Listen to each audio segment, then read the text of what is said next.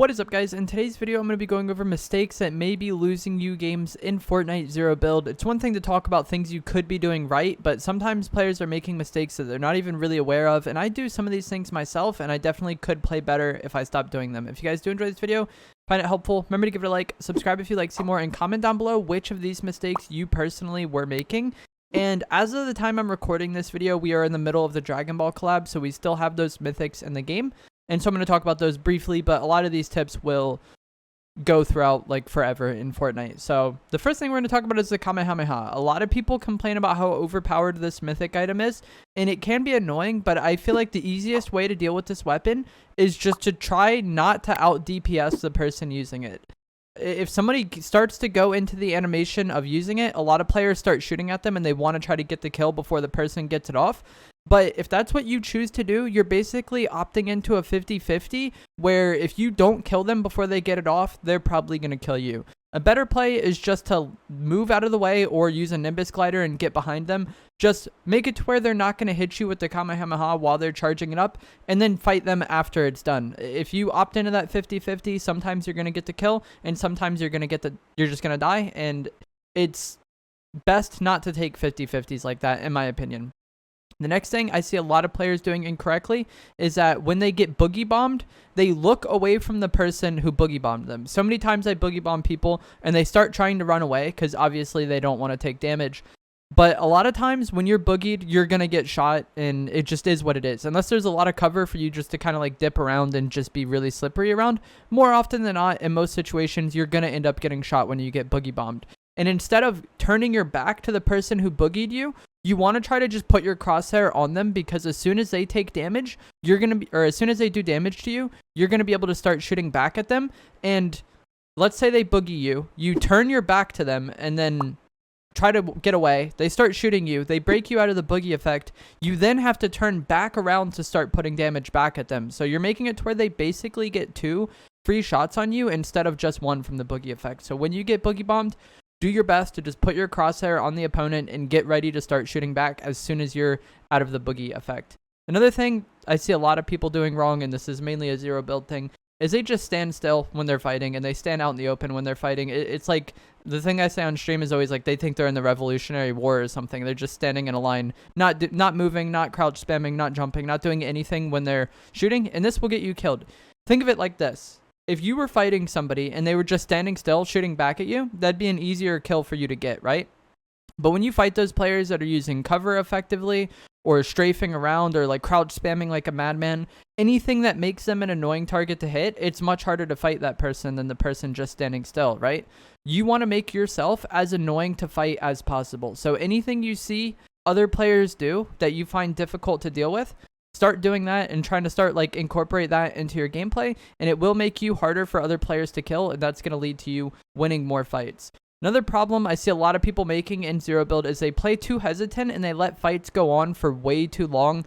And I get this, it makes sense, they're trying to be careful, but third parties are really problematic in Zero Build. They're problematic in any BR, but I feel like Zero Build, they're more problematic than normals because you can't just like box up and protect yourself. And the longer you're fighting, the more likely it is you'll get third partied. So try your best to end fights as fast as you can, or just get out of that area, or maybe use mobility to get up on the person. A lot of my kills in Zero Build come from just getting good opening tags and then shockwaving or Nimbus clouding or grapple gloving, whatever, getting on them after I get those opening tags and once I get a damage advantage. And that brings us to our next mistake, and that is going to be not carrying mobility items. Mobility items are super crucial in Zero Build because timing is everything in Zero Build. It doesn't matter how good or bad somebody is. If you get good timing on them and you have first shot, you're probably going to be able to get the kill. And the only thing that can really change that is mobility items or being able to throw something down like a portafort when you get shot. And this is something a lot of Fortnite players aren't very good at, because with building, anytime you get shot, you could just build. So a lot of people aren't the best at putting themselves in good situations all the time or reacting to getting shot. But mobility items are the only way that you can really kind of change the odds of a fight that doesn't start in your favor. I have a clip here of me fighting Zemi. He's one of the best Zero Build players and best Zero Build streamers there is in Fortnite Zero Build. And I get opening shot on him, and I have a right shoulder peek, and he doesn't get to play the game. It doesn't matter that he's one of the best players in the world in Zero Build. Me having first shot and me having good positioning and him not having mobility items to really respond with in this situation is what made this kill so easy for me to get. And a lot of zero build situations are like that. Whoever gets first shot is probably going to win the fight. That's why so many players watching zero build gameplay be like, wow, all these players look so easy to kill, because people can't really respond to getting shot. If you put yourself in the right spot and you get opening tags in the fight, most fights are just going to be won straight off that. And the only time you can really change the odds of that is mobility items. That was why I brought that example up. Mobility items are super crucial in zero build. If you get shot and you're in a bad situation, you can shockwave away, you can nimbus away, you can rift to go away, whatever. If you want to push somebody effectively, mobility is good for that. Mobility is king in zero build, and at this point in time, I've been carrying both shockwaves and the Nimbus Cloud. I think they're both really, really important.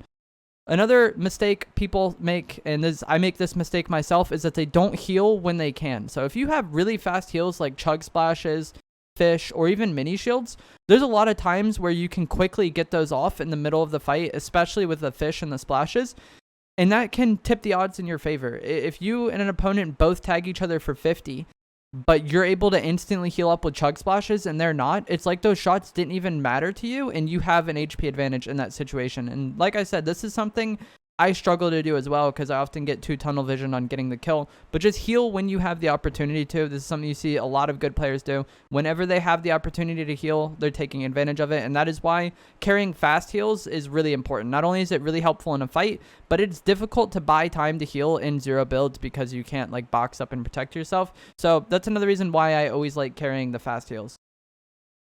Another thing I see a lot of players doing wrong, or I've seen people kind of comment on me doing this, is that they don't go for headshots. Headshots are really important in Fortnite.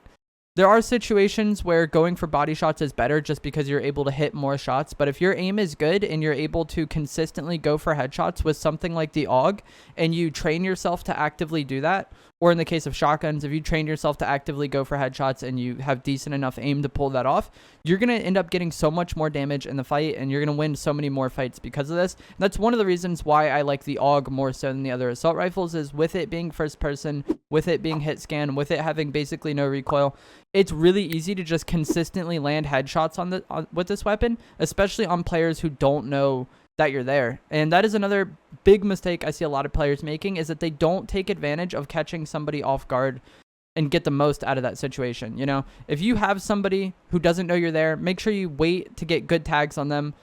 Make sure you get first shot accuracy, all of those things. It's better to wait a little bit and get like 4 or 5 opening shots on them, rather than like kind of panicking and shooting too early without first shot accuracy, or maybe they're like kind of behind cover and they're about to run out. If you shoot too early, you kind of give away that surprise effect, and you want to make sure you get the most out of that. Or if you're playing a team game mode and you see an enemy team and they don't know that you guys are there yet, try to like synergize with your teammates which person you're going to shoot, and then all shoot the same person at the same time. That way you just get an instant knock and you make that fight so much easier for yourself.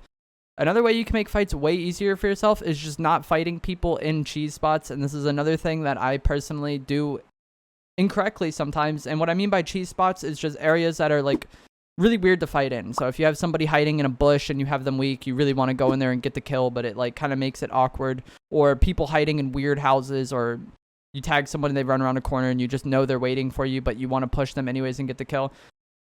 I do that a lot. I know a lot of you probably do that a lot as well, because you just want to get the kill on the person running from you. And not fighting people in those awkward scenarios will lead to you winning more games. You just got to know when to let those kills go or deal with it effectively. If someone's in a bush, maybe boogie bomb the bush, which will boogie bomb them as well. Pickaxe the bush away and then start shooting them, or shockwave them out of the bush if you have grenades, so that to get them out of the bush. There's a lot of things that you could do to get people out of bushes other than just like running straight up and 50-50ing them.